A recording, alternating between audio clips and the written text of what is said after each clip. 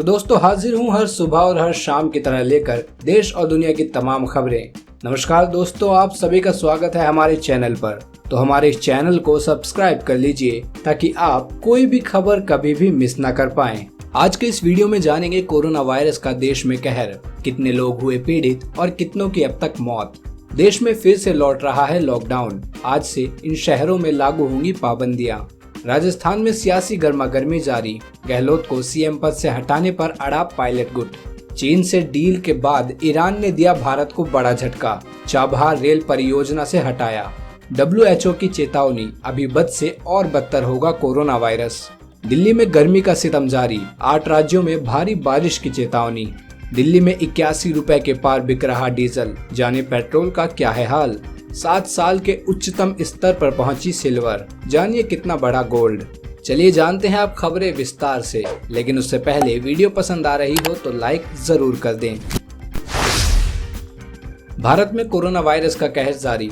देश में कंफर्म केसों का आंकड़ा 9,07,645 के पार और 23,727 से ज्यादा लोगों की जान जा चुकी है। वहीं 5,72,112 ठीक भी हो चुके हैं। दुनिया भर में इस वायरस से 5,75,601 से ज्यादा लोगों की जान जा चुकी है। वहीं 1,32,40,40,434 कंफर्म केस आ चुके हैं। हो सकता है जब आप ये वीडियो देख रहे हो तो ये आंकड़ा और बढ़ गया हो।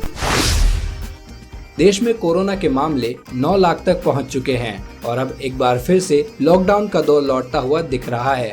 देश के कई शहरों में आज से एक बार फिर लॉकडाउन लागू हो रहा है। कोरोना को काबू करने के लिए गुजरात के अहमदाबाद, वडोदरा, सूरत में सरकारी बसों को फिर से बंद कर दिया गया है। ग्वालियर में एक दिन में 191 केस आए तो आज शाम 7 बजे से एक हफ्ते तक टोटल लॉकडाउन लागू हो रहा है। वहीं आज रात से बेंगलुरु समेत दक्षिण कर्नाटक में एक हफ्ते का लॉकडाउन लागू किया जाएगा।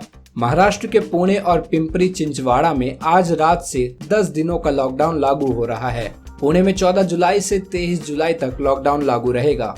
जम्मू कश्मीर के कुछ इलाकों में फिर से लॉकडाउन लागू कर दिया गया है। वहीं उत्तर प्रदेश में हर शनिवार और रविवार को लॉकडाउन लागू रहेगा। वाराणसी में 5 दिनों सोमवार से लेकर शुक्रवार तक आधे दिन का लॉकडाउन लागू किया गया है। राजस्थान में सचिन पायलट का गुट अपनी बात पर अड़ गया है। पायलट गुट के विधायकों ने कहा कि जब तक मान सम्मान की गारंटी नहीं होगी तब तक वापसी नहीं होगी और मान सम्मान तब तक वापस नहीं मिलेगा जब तक लीडरशिप चेंज नहीं होगी। सूत्रों के अनुसार पायलट गुट ने आलाकमान के पास संदेश भिजवा दिया है कि अशोक गहलोत को मुख्यमंत्री के पद से हटाने पर ही समझौता हो पाएगा। फिलहाल जयपुर आने का कोई कार्यक्रम नहीं है और बीजेपी में जाने का कोई भी कार्यक्रम नहीं है। वहीं आज फिर कांग्रेस दल विधायक की बैठक हुई। बैठक में विधायकों ने अशोक गहलोत को ही अपना नेता करार दिया है। ईरान और चीन के बीच 400 अरब डॉलर की डील का असर नजर आने लगा है। चीन से हाथ मिलाते ही ईरान ने भारत को बड़ा झटका देते हुए चाबहार रेल परियोजना से बाहर कर दिया है। ईरान ने आरोप लगाया है कि समझौते के 4 साल बीत जाने के बाद भी भारत इस परियोजना के लिए फंड नहीं दे रहा है। ऐसे में अब वो खुद ही इस परियोजना को पूरा करेगा। चीन से समझौता होने के बाद ईरान के मूलभूत ढांचे से जुड़े प्रोजेक्ट्स बीजिंग ही पूरे करेगा। बता दें कि ये रेल परियोजना चाबहार पोर्ट से जहेदान के बीच बनाई जानी है और भारत इसके लिए फंड प्रोवाइड करने वाला था।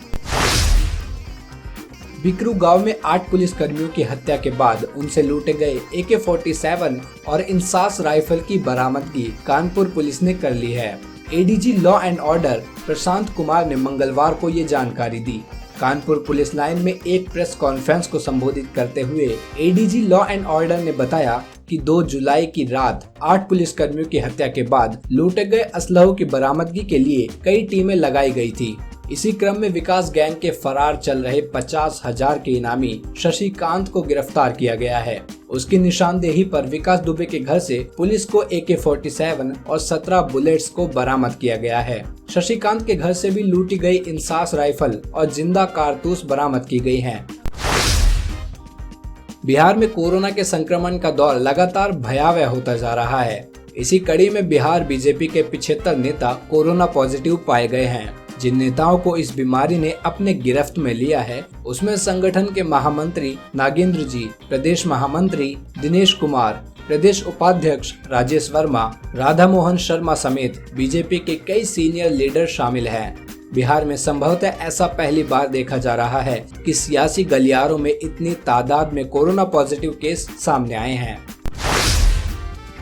पूरी दुनिया में कोरोना वायरस के मामले तेजी से बढ़ रहे हैं। इन सब के बीच विश्व स्वास्थ्य संगठन प्रमुख ने एक नई चेतावनी दी है जो कि निश्चित रूप से डराने वाली है। WHO प्रमुख टेड्रोस घेब्रेयेसस का कहना है कि महामारी अभी बद से और बदतर होने वाली है। WHO ने चेतावनी देते हुए कहा कि स्थितियां जल्द सामान्य होने वाली नहीं हैं, क्योंकि कुछ देश कोरोना वायरस महामारी को रोकने के लिए अपनी जिम्मेदारी सही ढंग से नहीं निभा रहे हैं।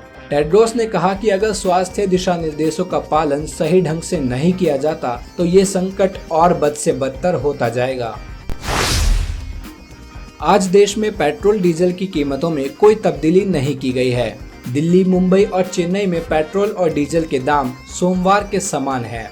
पिछले 2 दिनों से डीजल के दाम में हो रही वृद्धि के बाद राष्ट्रीय राजधानी दिल्ली में अब डीजल का दाम पेट्रोल से करीब 70 पैसे महंगा हो गया है। IOCL की वेबसाइट से मिली जानकारी के अनुसार दिल्ली, कोलकाता, मुंबई और चेन्नई में 1 लीटर पेट्रोल की कीमत क्रमशः 80.43, 82.10, 87.19 और 83.63 रुपए प्रति लीटर है।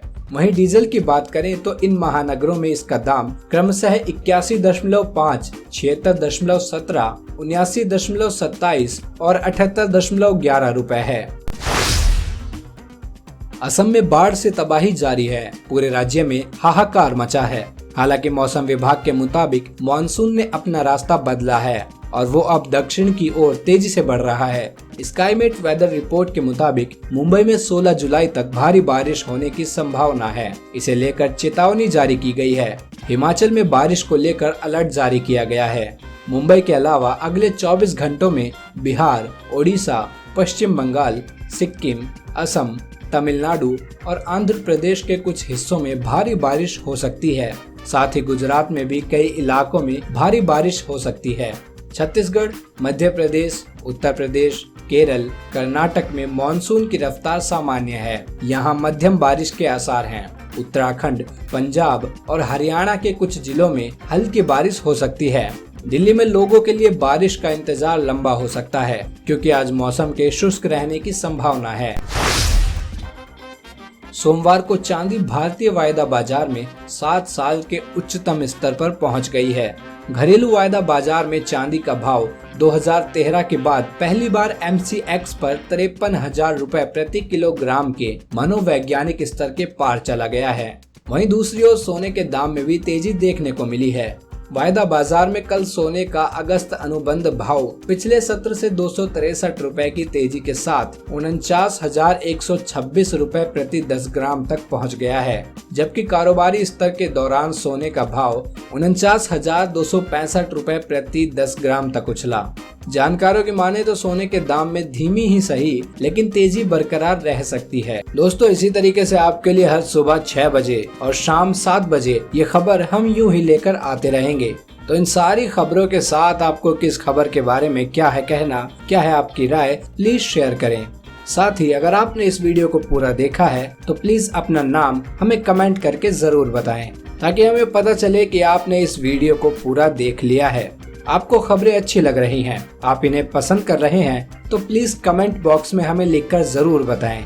फिर मिलते हैं कल, तब तक के लिए धन्यवाद। डेली ट्रेंडिंग न्यूज की रिपोर्ट सब्सक्राइब कीजिए हमारा चैनल। देश और दुनिया से जुड़ी ऐसी ही लेटेस्ट और इंटरेस्टिंग न्यूज सबसे पहले पाने के लिए।